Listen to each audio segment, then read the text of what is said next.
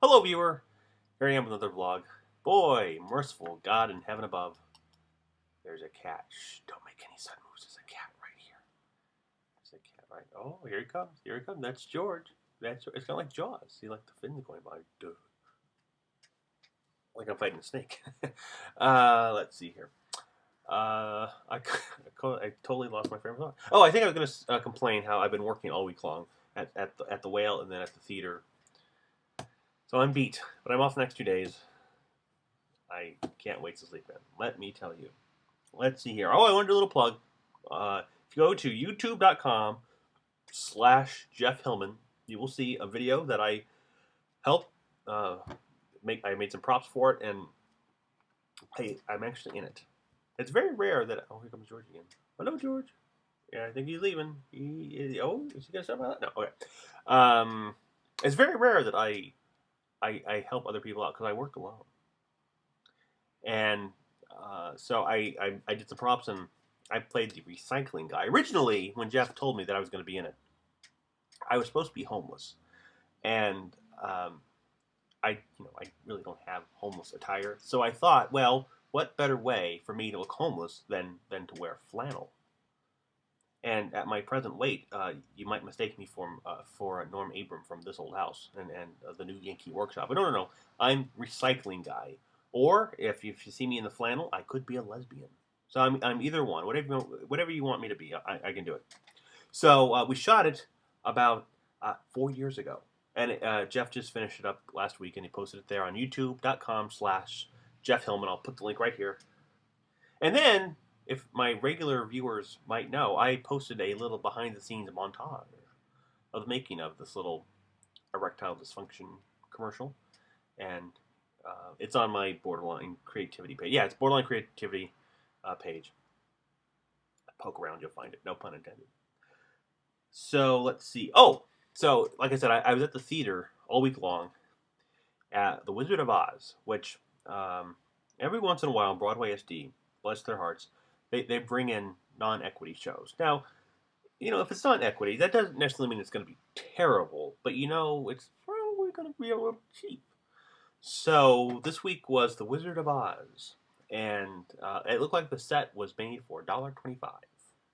But it had a really cool flying effect, so good for them. But there was only 3 people in the orchestra. It sounded awful, but the people seemed lovely. I think the thing that is kind of evil, really, they were charging $121 for your gold circle orchestra seats. I don't know. That ain't right. Anyway, so one day I was assistant chief, so I stand down there in the middle of the lobby in case things go haywire. I have to go fix things. And so I'm standing there and I'm looking around. I've looked at both sides of the lobby to make sure nothing's wrong happening with the ticket takers. This is me. This is literally what I'm doing all evening long.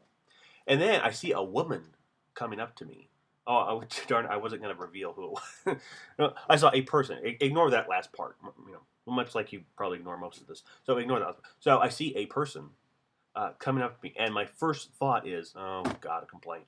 But no, then I recognize this person, and to protect their identity, even though I've already revealed their gender, I will call her Schwoopo.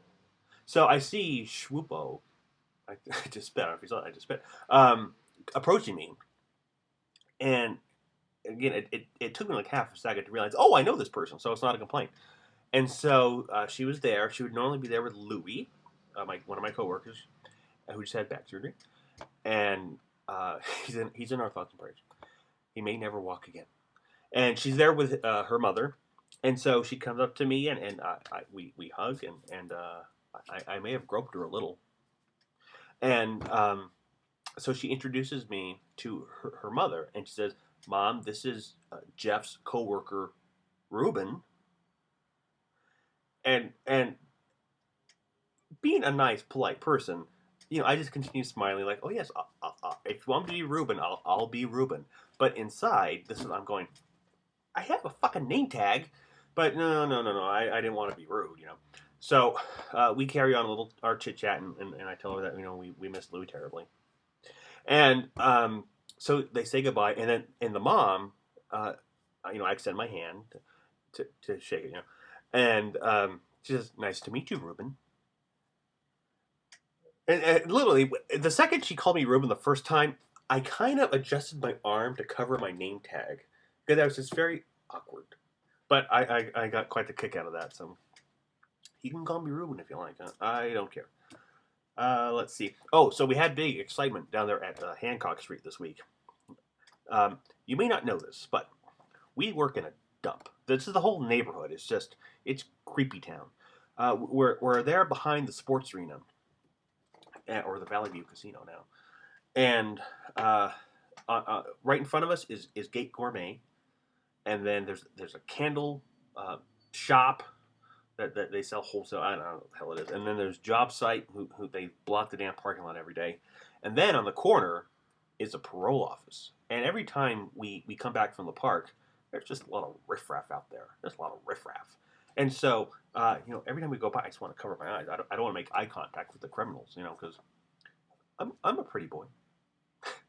Anyway, so we were in the shop doing our work, and a police officer, I guess, pulled up, and someone just happened to be outside. I think it might have been August, and said someone called into the parole office, and they said that they were to come down with an AK-47 and shoot up the place. That's not good. So we were put into under lockdown, and my immediate thought was, well, if we're here for a couple days, who are we going to eat first? That literally was my first thought. So I felt bad. Katrina from the costume shop, she pulled up to the gate because we locked the gate, and I run outside, dive, it's like I did like a roll because I was afraid, I didn't want to get shot, and I told Katrina, you might want to go away. There's gonna be action. So poor thing, she did like a 25-point U-turn to get out of there. So bless her heart. But needless to say, I'm still alive. Nothing happened. But that's not to say that he won't show up next week. I don't know. I think he's online. His picture's online somewhere, so I may insert it into this vlog.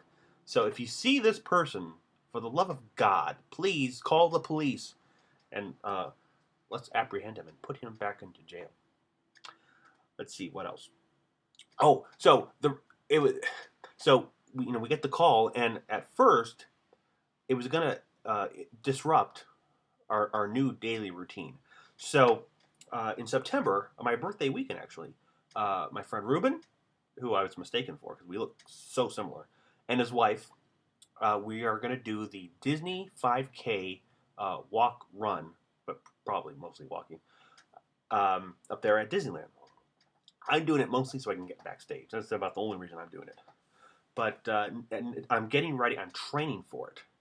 And because I'm not happy with my present weight. Now, I'm not morbidly obese. Okay? I don't think you could call me tubby. Flappy? Maybe. Flappy I can live with, yes. So I want to lose some pounds. And so I thought, well, you know what? I'm going to start to exercise every day. And so every day at lunch, a group of us, Timmy and Geronimo and Mike and whoever else wants to join us, we go on a walk around the neighborhood. We spend about a half hour walking. And of course, the day the AK-47 thing happened, I didn't really want to walk.